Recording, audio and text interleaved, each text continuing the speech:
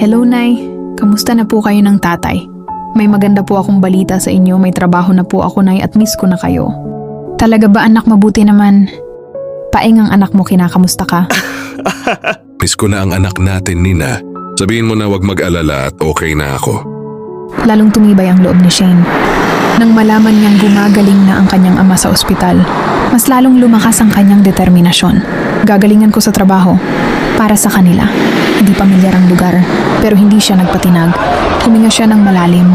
Kaya ko to. Para sa pamilya ko.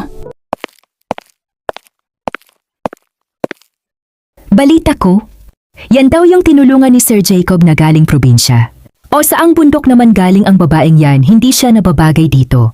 Ang pangit niya. Shane, kailangan mo makinig sa akin ng mabuti bilin ni Sir Jacob. From now, ililipot mo na kita. Hindi ka ba marunong tumingin ng dinadaanan mo? At san?